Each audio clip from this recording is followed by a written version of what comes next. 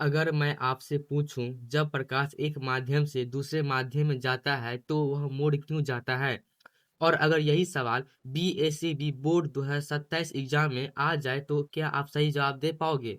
आज के इस वीडियो में मैं आपको बताने वाला हूं प्रकाश के परावर्तन के सबसे इम्पोर्टेंट वीवीए ऑब्जेक्टिव क्वेश्चंस जो बार बार बिहार बोर्ड एग्जाम में पूछे जाते हैं। तो वीडियो को पूरा अंत तक देखना, क्योंकि आखिर में मैं एक ऐसा क्वेश्चन पूछूंगा जिसे 90% छात्र गलत कर देते हैं। तो बिना टाइम को वेस्ट किए हुए शुरू करते हैं आज के फर्स्ट में क्वेश्चन से। लिखा गया है एक लिखा गया फर्स्ट में, गोलीय दर्पण के परावर्तन पृष्ठ के वृत्ताकार सीमा रेखा का व्यास कहलाता है। हम पहले क्वेश्चन पढ़ेंगे और उसका ऑप्शन पढ़ेंगे, ठीक है? उसके बाद आप थिंकिंग करके जवाब दीजिएगा, ओके? लिखा गया ऑप्शन नंबर ए में मुख्य फोकस, ऑप्शन नंबर बी में लिखा गया है वक्रता की त्रिज्या, ऑप्शन नंबर सी में लिखा गया प्रधान अक्ष, और ऑप्शन नंबर डी में लिखा गया गोलीय दर्पण का द्वारक। तो इसका सही आंसर हो जाएगा ऑप्शन नंबर में एक नंबर का डी हो जाएगा, ठीक है? गोलीय दर्पण का द्वारक कहते हैं उसको, मतलब गोलीय दर्पण के परावर्तन पृष्ठ की वृत्ताकार सीमा रेखा का व्यास क्या कहलाता है? तो गोलीय दर्पण का द्वारक कहलाता है, ओके? ध्यान से देखो दोस्तों, ये सवाल एग्जाम में बहुत बार पूछा गया है, ओके? चलते नेक्स्ट क्वेश्चन तरफ। लिखा गया सेकंड नंबर में, दंत विशेषज्ञ किस दर्पण का उपयोग मरीजों के दांतों का बड़ा प्रतिबिंब देखने के लिए करता है? तो ऑप्शन नंबर ए में लिखा गया है समतल दर्पण, ऑप्शन नंबर बी में लिखा गया है अवतल दर्पण, ऑप्शन नंबर सी में लिखा गया है उत्तल दर्पण, और ऑप्शन नंबर डी में लिखा गया है इनमें से सभी। तो इसका सही आंसर हो जाएगा, कमेंट में जल्दी से बताओ इसका ए बी सी या डी आंसर होगा, ओके? अगर आप 2027 में बोर्ड एग्जाम देने वाले हो तो इस क्वेश्चन को जरूर याद कर लो, ठीक है? तो इसका सही आंसर हो जाएगा ऑप्शन नंबर सेकंड नंबर का बी हो जाएगा, ठीक है? अवतल दर्पण हो जाएगा। दंत विशेषज्ञ किस दर्पण का उपयोग मरीजों के दांतों का बड़ा प्रतिबिंब देखने के लिए करता है? तो अवतल दर्पण का, ओके? चलते हैं नेक्स्ट क्वेश्चन तरफ। लिखा गया थर्ड नंबर में, यदि किसी बिंब का प्रतिबिंब का आवर्धन ऋणात्मक है तो उस प्रतिबिंब की प्रकृति क्या होगी? तो ऑप्शन नंबर ए में लिखा गया है वास्तविक और उल्टा, ऑप्शन नंबर बी में लिखा गया वास्तविक और सीधा, ऑप्शन नंबर सी में लिखा गया आभासी और सीधा, और ऑप्शन नंबर डी में लिखा गया आभासी और उल्टा। तो इसका सही आंसर हो जाएगा ऑप्शन नंबर में थर्ड नंबर का ए हो जाएगा, ठीक है? वास्तविक और उल्टा सही आंसर हो जाएगा। मतलब यदि किसी बिंब का प्रतिबिंब का आवर्धन ऋणात्मक है तो उस प्रतिबिंब की प्रकृति क्या होगी? तो वास्तविक और उल्टा होगी, ठीक है? तो थर्ड का सही आंसर क्या हो जाएगा? तो ऑप्शन नंबर में ए हो जाएगा, ओके? चलते हैं नेक्स्ट क्वेश्चन तरफ। लिखा गया फोर्थ नंबर में, निम्नलिखित में से कौन उत्तल दर्पण की फोकस दूरी है जिसकी वक्रता त्रिज्या 32 सेंटीमीटर है? तो ऑप्शन नंबर ए में लिखा गया प्लस में 8 सेंटीमीटर, ऑप्शन नंबर बी में लिखा गया माइनस में 8 सेंटीमीटर, ऑप्शन नंबर सी में लिखा गया प्लस में 16 सेंटीमीटर, और ऑप्शन नंबर डी में लिखा गया माइनस में 16 सेंटीमीटर। तो इसका सही आंसर हो जाएगा ऑप्शन नंबर में सी हो जाएगा, ठीक है? प्लस में 16 सेंटीमीटर हो जाएगा। और निम्नलिखित में से कौन उत्तल दर्पण की फोकस दूरी है जिसकी वक्रता त्रिज्या 32 सेंटीमीटर है? तो प्लस में 16 सेंटीमीटर होगा, ठीक है? क्योंकि दर्पण कैसा है? तो उत्तल है, ओके? यही अगर दर्पण रहता है ना अवतल, तो यहाँ पर माइनस में होता है 16 सेंटीमीटर, ओके? तो चार का सही आंसर क्या हो जाएगा? तो ऑप्शन नंबर में सी हो जाएगा, ठीक है? जो स्टूडेंट्स अभी तक चैनल सब्सक्राइब नहीं किए हैं जल्दी से सब्सक्राइब कर लो, क्योंकि यहाँ रोज B S C V V objective question मिलते हैं, ओके? चलते हैं नेक्स्ट क्वेश्चन तरफ। लिखा गया 5 नंबर में, परावर्तन के नियम से निर्धारित होता है। बहुत वीवी ऑब्जेक्टिव क्वेश्चन मिला है, बहुत वीवी है, हार्ड वीवी क्वेश्चन मिला है, ठीक है? मतलब परावर्तन के नियम से निर्धारित होता है। तो ऑप्शन नंबर ए में लिखा गया आपतन कोण बराबर परावर्तन कोण, ऑप्शन नंबर बी में लिखा गया परावर्तन कोण बराबर अपवर्तन कोण, ऑप्शन नंबर सी में लिखा गया आपतन कोण बराबर विचलन कोण, और ऑप्शन नंबर डी में लिखा गया इनमें से कोई नहीं। तो इसका सही आंसर हो जाएगा ऑप्शन नंबर में 5 नंबर का ए हो जाएगा, ठीक है? आपतन कोण बराबर परावर्तन कोण सही आंसर हो जाएगा। मतलब परावर्तन के नियम से निर्धारित होता है तो आपतन कोण बराबर परावर्तन कोण, ठीक है? इसी मतलब कहते हैं कोण आई बराबर कोण आर, ओके? इसी को कहते हैं इंग्लिश में, ठीक है? चलते नेक्स्ट क्वेश्चन तरफ। ये क्वेश्चन एग्जाम में आ गया तो सीधा 1 नंबर पक्का। वीडियो को पॉज करके आंसर सोचो फिर आगे देखो, ठीक है। चलते हैं नेक्स्ट क्वेश्चन तरफ। लिखा गया है 6 नंबर में, हवा मतलब निर्वात में प्रकाश की चाल होती है। बहुत इंपॉर्टेंट ये वाला क्वेश्चन है, बहुत इंपॉर्टेंट। VBA ऑब्जेक्टिव क्वेश्चन ये वाला है, बहुत इंपॉर्टेंट, बहुत बार एग्जाम में आया है, ठीक है। मतलब हवा मतलब निर्वात में प्रकाश की चाल होती है। तो ऑप्शन 1 ए में लिखा गया 3 × 10⁻⁸मीटर पर सेकेंड। ऑप्शन नंबर बी में लिखा गया 3 × 10⁻⁸मीटर पर सेकेंड। ऑप्शन नंबर सी में लिखा गया 3 × 10⁻⁸ किलोमीटर पर सेकेंड। और ऑप्शन नंबर डी में लिखा गया 3 × 10⁻⁸ मिलीमीटर पर सेकेंड। तो इसका सही आंसर हो जाएगा ऑप्शन नंबर 6 नंबर का ए हो जाएगा, ठीक है। 3 × 10⁸मीटर पर सेकेंड, ओके। तो हवा मतलब निर्वात में प्रकाश संचालित होती है तो 3 × 10⁸मीटर पर सेकेंड होती है, ठीक है। तो 6 का सही आंसर क्या हो जाएगा, तो ऑप्शन नंबर में ए हो जाएगा, ठीक है। चलते हैं नेक्स्ट क्वेश्चन तरफ। लिखा गया 7 नंबर में, प्रकाश किस तरंग का उदाहरण है। तो ऑप्शन नंबर ए में लिखा गया ध्वनि तरंग का। ऑप्शन नंबर बी में लिखा गया विद्युत चुम्बकीय तरंग का। ऑप्शन नंबर सी में लिखा गया पराबैंगनी तरंग का। और ऑप्शन नंबर डी में लिखा गया प्रासर्व्य तरंग का। तो इसका सही आंसर हो जाएगा ऑप्शन नंबर में 7 नंबर का बी हो जाएगा, ठीक है। विद्युत चुम्बकीय तरंग का, ओके। मैं प्रकाश किस तरंग का उदाहरण उदाहरण है, तो विद्युत चुम्बकीय तरंग का उदाहरण है प्रकाश। 7 का सही आंसर क्या हो जाएगा, तो ऑप्शन नंबर में बी हो जाएगा, ठीक है। ओके, ध्यान से देखो दोस्तों, ये क्वेश्चन एग्जाम में बहुत बार पूछा गया है, ओके। चलते हैं नेक्स्ट क्वेश्चन। लिखा गया 8 नंबर में, प्रकाश के परावर्तन के कितने नियम है। बहुत भी ऑब्जेक्टिव क्वेश्चन है, बहुत भी है, बहुत इंपॉर्टेंट क्वेश्चन है, ओके। अब वीडियो को पॉज करके पहले आंसर सोचो फिर आगे देखो, ठीक है। लिखा गया है प्रकाश के परावर्तन के कितने नियम है। तो ऑप्शन नंबर ए में लिखा गया 1। ऑप्शन नंबर बी में लिखा गया है 2। ऑप्शन नंबर सी में लिखा गया है 3। और ऑप्शन नंबर डी में लिखा गया है 4। तो इसका सही आंसर हो जाएगा ऑप्शन नंबर में 8 नंबर का बी हो जाएगा, ठीक है। 2 हो जाएगा सही आंसर, ओके। प्रकाश के परावर्तन के कितने नियम है, तो 2 नियम है, ठीक है। अगर आप 2027 में बोर्ड एग्जाम देने वाले हो तो ये क्वेश्चन बहुत जरूरी, बहुत मतलब जरूर याद करना है, ठीक है। चलते हैं नेक्स्ट क्वेश्चन। अब लिखा गया है 9 नंबर में, किस दर्पण में बड़ा प्रतिबिंब बनता है। मतलब इसमें से ऐसा कौन सा दर्पण है जिसमें बड़ा प्रतिबिंब बनता है। तो ऑप्शन नंबर ए में लिखा गया समतल दर्पण। ऑप्शन नंबर बी में लिखा गया अवतल दर्पण। ऑप्शन नंबर बी सी में लिखा गया उत्तल दर्पण। और ऑप्शन नंबर डी में लिखा गया इनमें से कोई नहीं। तो इसका सही आंसर हो जाएगा ऑप्शन नंबर में 9 नंबर का क्या हो जाएगा, तो बी हो जाएगा, ठीक है। अवतल दर्पण हो जाएगा सही आंसर। मतलब किस दर्पण में बड़ा प्रतिबिंब बनता है, तो अवतल दर्पण में ना बड़ा प्रतिबिंब बनता है, ठीक है ना। इसलिए अवतल दर्पण का उपयोग सैलून में किया जाता है, जहाँ पे दाढ़ी बाल बड़ा मतलब बाल बनाता है ना, वहीं पे, ओके। चलते नेक्स्ट क्वेश्चन तरफ। लिखा गया 10 नंबर में, गोले दर्पण में फोकसांतर एवं वक्रता त्रिज्या के बीच संबंध है। तो ऑप्शन नंबर ए में लिखा गया R = 2R। Option number B में लिखा गया F = R। Option number C में लिखा गया F = R/2। और ऑप्शन नंबर डी में लिखा गया R = F/2। तो इसका सही आंसर हो जाएगा ऑप्शन नंबर में डी नंबर 10 नंबर का क्या हो जाएगा, तो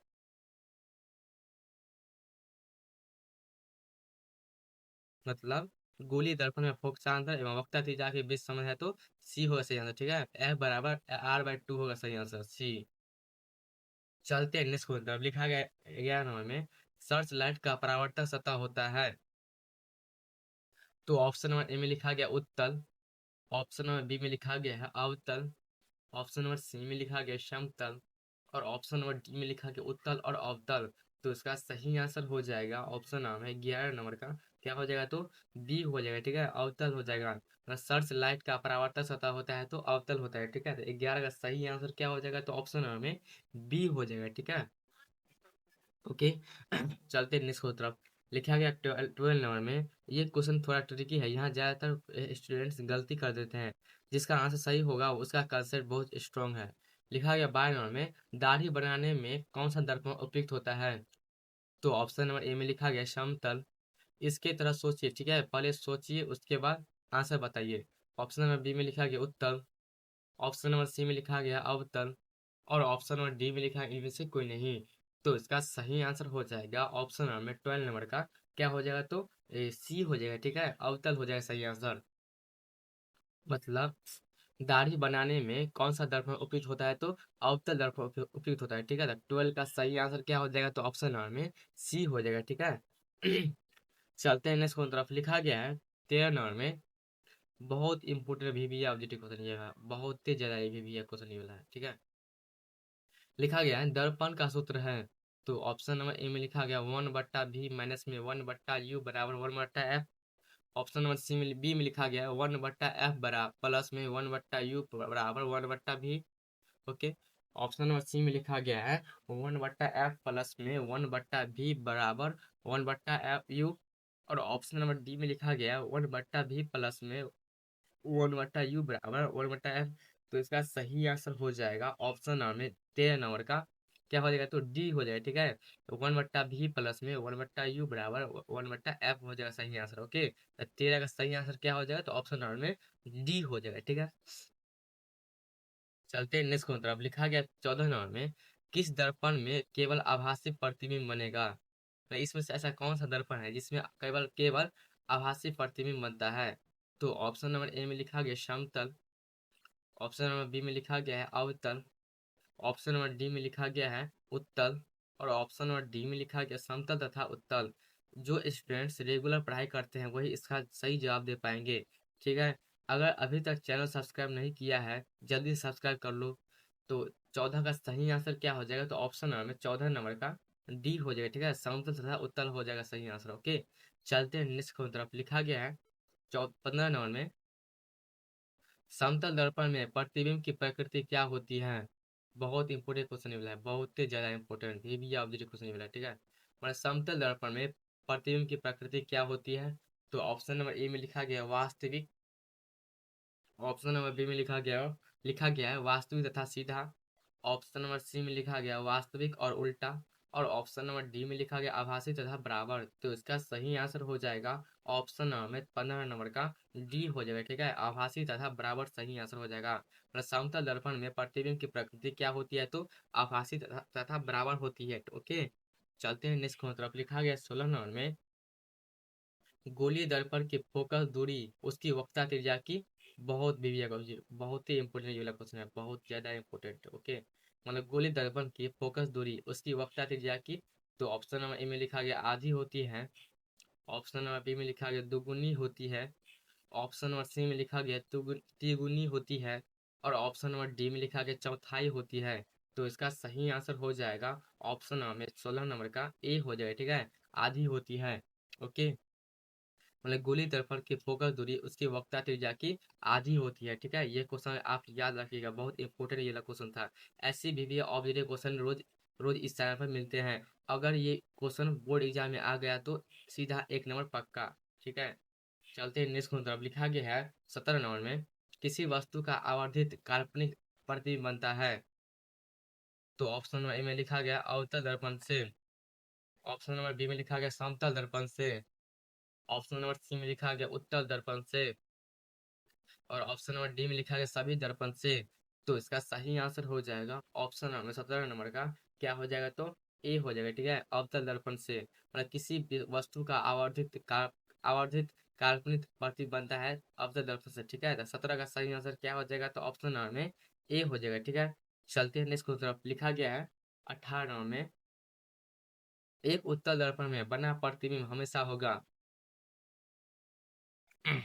एक उत्तल दर्पण में बना प्रतिबिंब हमेशा होगा। देखते हैं कितने स्टूडेंट सही इसका सही जवाब दे पाते हैं। जो स्टूडेंट अभी पढ़ रहे हैं कमेंट में यस लिखो। तो ऑप्शन नंबर ए में लिखा गया वास्तविक और हासिल। ऑप्शन नंबर बी में लिखा गया काल्पनिक और हासिल। ऑप्शन नंबर सी में लिखा गया है वास्तविक और आवर्धित। और ऑप्शन नंबर डी में लिखा गया काल्पनिक और आवर्धित। तो इसका सही आंसर हो जाएगा ऑप्शन नंबर में 18 नंबर का बी हो जाएगा, ठीक है, काल्पनिक और हासित हो जाएगा सही आंसर। ओके, मतलब एक उत्तल दर्पण में बना प्रतिबिंब हमेशा होगा, तो काल्पनिक और हासित होगा सही आंसर। तो 18 का सही आंसर क्या हो जाएगा, तो ऑप्शन नंबर में बी हो जाएगा, ठीक है। चलते हैं नेक्स्ट की तरफ। लिखा गया है 19 नंबर में, ईंट है। ईंट है, तो ऑप्शन नंबर ए में लिखा गया पारदर्शी पदार्थ। ऑप्शन नंबर बी में लिखा गया अपारदर्शी पदार्थ। ऑप्शन नंबर सी में लिखा गया पारभासी पदार्थ। और ऑप्शन नंबर डी में लिखा गया कोई नहीं। तो इसका सही आंसर हो जाएगा ऑप्शन नंबर 19 नंबर का क्या हो जाएगा, तो ए हो जाएगा। ठीक है, पारदर्शी पदार्थ हो जाएगा सही आंसर। ओके, माने ईंट है तो पारदर्शी पदार्थ होगा। ठीक है, तो 19 का सही आंसर क्या हो जाएगा, तो ऑप्शन नंबर में ए हो जाएगा। ठीक है, पारदर्शी पदार्थ सही आंसर हो जाएगा। चलते हैं नेक्स्ट क्वेश्चन तरफ। लिखा गया है 20 नंबर में, हमारी आंखें जो देख सकती है वे वस्तु होती है। बहुत इंपोर्टेंट जिला क्वेश्चन है, बहुत। पूरा क्वेश्चन एनसीईआरटी से लिया गया है। ठीक है, अगर इस लेक्चर को आप पूरा देख लीजिएगा ना, तो आपको एग्जाम में कहीं भी दिक्कत का सामना नहीं करना पड़ेगा। ठीक है, लिखा गया हमारी आंखें जो देख सकती है वे वस्तु होती है। तो ऑप्शन नंबर ए में लिखा गया है मतलब दीप्त। ऑप्शन नंबर बी में लिखा गया है प्रदीप्त। ऑप्शन नंबर सी में लिखा गया है दीप्त या अप्रदीप्त। और ऑप्शन नंबर डी में लिखा है इनमें से कोई नहीं। तो इसका सही आंसर हो जाएगा ऑप्शन नंबर में 20 नंबर का क्या हो जाएगा, तो सी हो जाएगा। ठीक है, मतलब दीप्त या प्रदीप्त सही आंसर हो जाएगा। तो हमारी आंखें जो देख सकती है वे वस्तु होती है, तो दीप्त या प्रदीप्त होती है। ठीक है, तो 20 का सही आंसर क्या हो जाएगा, तो ऑप्शन नंबर में सी हो जाएगा। ठीक है, इस क्वेश्चन को एक बार ध्यान से पढ़ लो, एग्जाम में काम आएगा। ये क्वेश्चन बीएससी बोर्ड में पहले भी पूछा जा चुका है, इसलिए। चलते हैं नेक्स्ट क्वेश्चन तरफ। लिखा गया है 21 नंबर में, एक मनुष्य समतल दर्पण की ओर 3 मीटर पर सेकंड की चाल से आ रहा है। मनुष्य को दर्पण में अपना प्रतिबिंब किस चाल से आता हुआ प्रतीत होगा। तो ऑप्शन नंबर ए में लिखा गया 3 मीटर से। ऑप्शन नंबर बी में लिखा गया 1.5 मीटर से। ऑप्शन नंबर सी में लिखा गया 6 मीटर से। और ऑप्शन नंबर डी में लिखा गया 4 मीटर से। तो इसका सही आंसर 4 मीटर पर सेकेंड, ये जितना है ना सेकेंड है। ठीक है, हम गलती पढ़ रहे थे। 3 मीटर पर सेकेंड, 1.5 मीटर पर सेकेंड, 6 मीटर पर सेकेंड और 4 मीटर पर सेकेंड। तो इसका सही आंसर हो जाएगा ऑप्शन नंबर 21 नंबर का क्या हो जाएगा, कितना सा आता है, तो 3 मीटर पर सेकेंड आता है।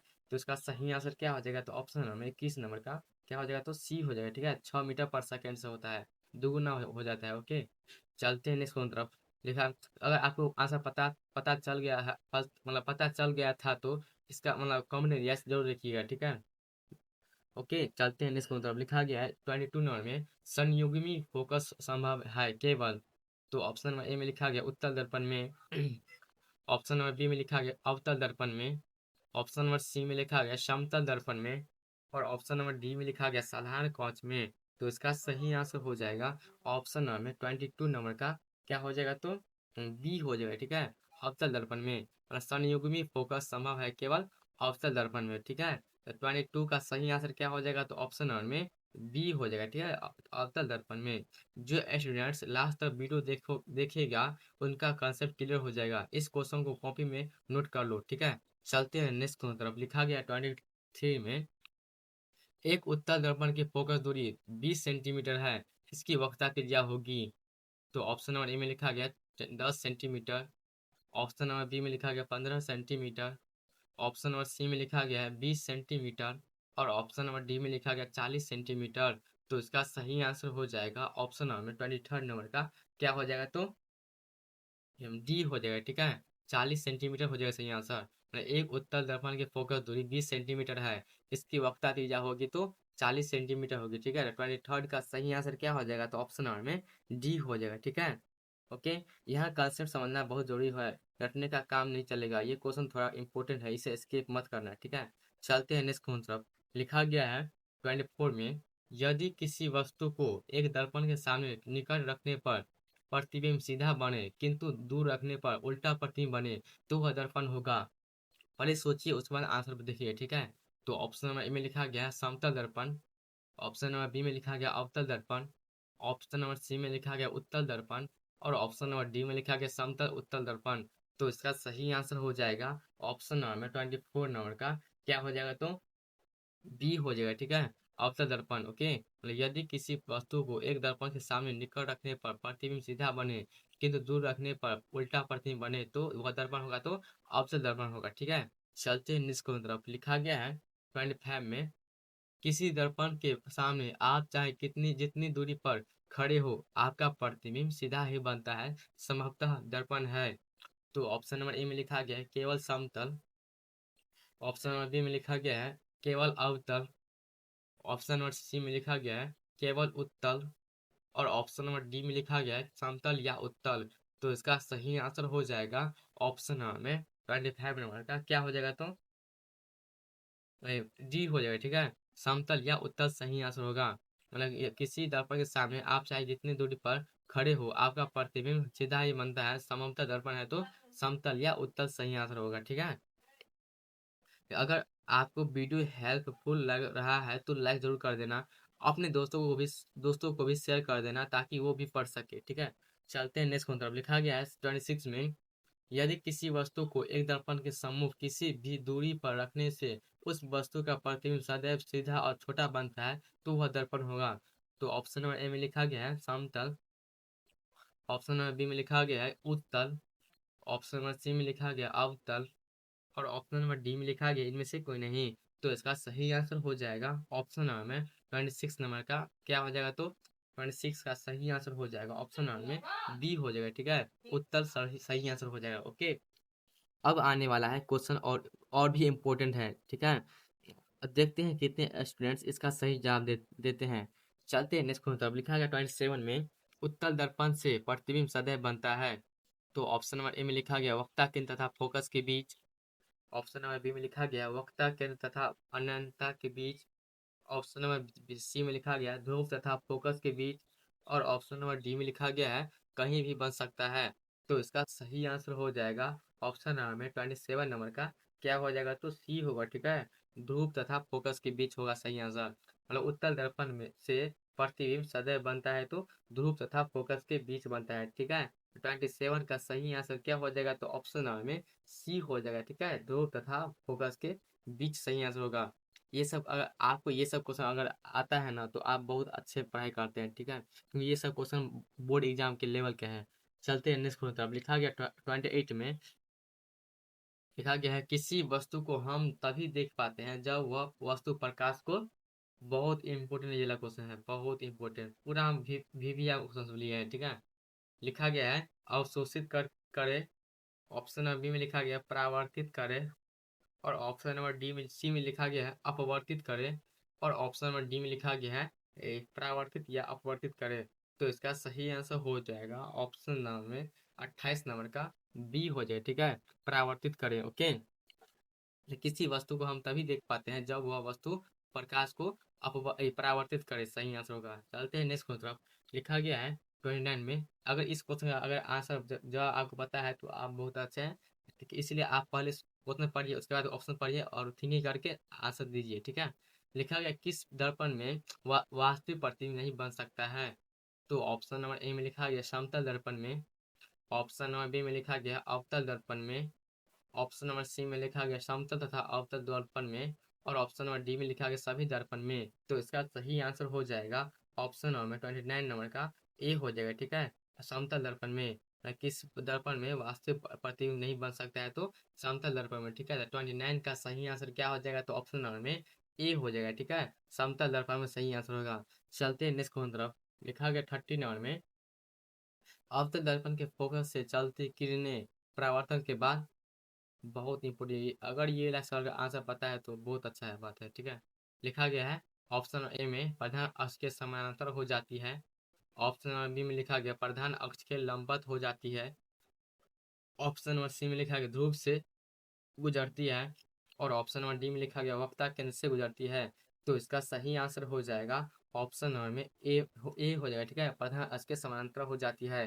अवतल दर्पण के फोकस से चलती किरणें परावर्तन के बाद प्रधान अक्ष के समानांतर हो जाती है। ठीक है, तो दोस्तों एक मिनट, तो दोस्तों आज हमने पढ़ लिया प्रकाश का अपवर्तन परावर्तन के सबसे इम्पोर्टेंट VVR ऑब्जेक्टिव क्वेश्चंस, जो BSc क्लास 10th 2027 एग्जाम के लिए बहुत ही जरूरी है।